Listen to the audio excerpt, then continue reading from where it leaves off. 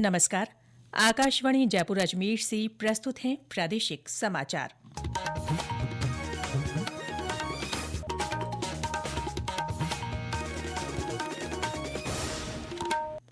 समाचारों के साथ मैं रितिका गुप्ता। प्रधानमंत्री नरेंद्र मोदी ने आज नई दिल्ली में परीक्षा पे चर्चा कार्यक्रम में विद्यार्थियों से संवाद किया। प्रधानमंत्री ने स्वास्थ्य और पोषण का जिक्र करते हुए मिलेट्स के बारे में चर्चा की। उन्होंने पोषण और सेहत के महत्व पर जोर देते हुए कहा कि बीमारी न होना स्वस्थ होने के बराबर नहीं है। प्रधानमंत्री ने यह भी बताया कि नींद पोषण पर निर्भर करती है। उन्होंने इस बात पर प्रकाश डाला कि चिकित्सा विज्ञान नींद के महत्व को पहचानता है। उन्होंने छात्रों को सुबह की धूप में समय बिताने के लिए प्रोत्साहित किया। उन्होंने छात्रों को दबाव से निपटने के उपाय बताए। उन्होंने स्वीकार किया कि कम ग्रेड आना अक्सर घर पर तनावपूर्ण माहौल बना देता है। प्रधानमंत्री ने छात्रों को इस दबाव पर तनाव लिए बिना तैयारी करने और खुद को चुनौती देते रहने की सलाह दी।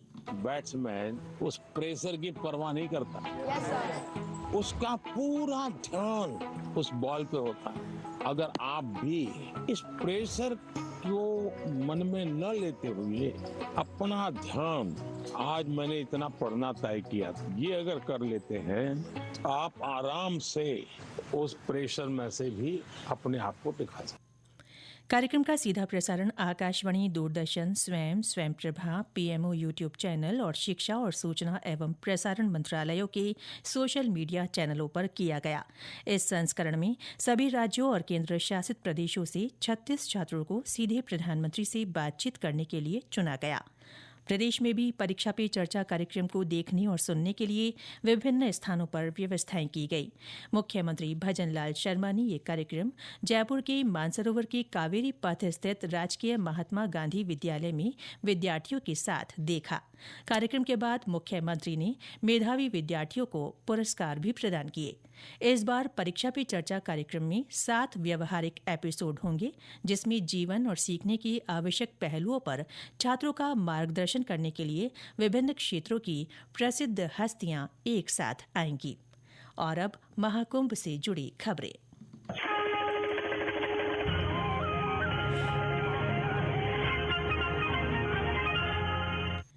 राष्ट्रपति द्रौपदी मुर्मू आज सुबह प्रयागराज के महाकुंभ पहुंची। प्रयागराज पहुंचने पर हवाई अड्डे पर उत्तर प्रदेश की राज्यपाल आनंदीबेन पटेल और मुख्यमंत्री योगी आदित्यनाथ ने उनकी अगवानी की। इसके बाद राष्ट्रपति ने त्रिवेणी संगम में स्नान और पूजा अर्चना की।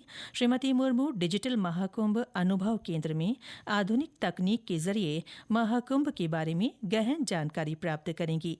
महाकुंभ में अब तक 43 करोड़ से अधिक श्रद्धालु और तीर्थयात्री त्रिवेणी संगम में डुबकी लगा चुके हैं।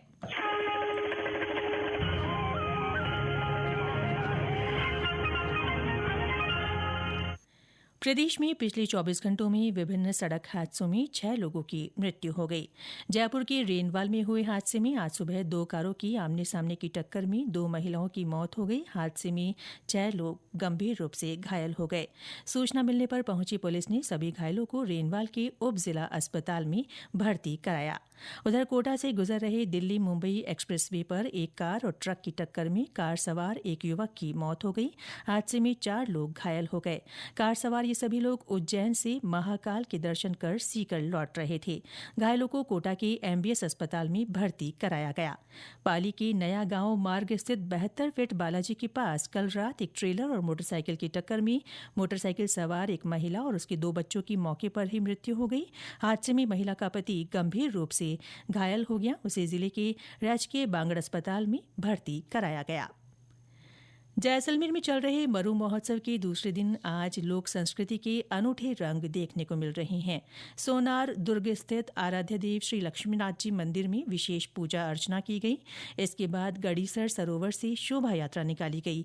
शोभा यात्रा में सजे धजे ऊंट, लोक कलाकारों की प्रस्तुतियां, सुंदर झांकी आकर्षण का केंद्र रही। शहर के मुख्य मार्गों से निकली शोभा यात्रा का विभिन्न स्थानों पर पुष्प वर्षा कर स्वागत किया गया। इसके साथ ही प्रादेशिक समाचार बुलेटिन समाप्त हुआ। हमारा अगला बुलेटिन शाम 6:30 बजे प्रसारित किया जाएगा। नमस्कार।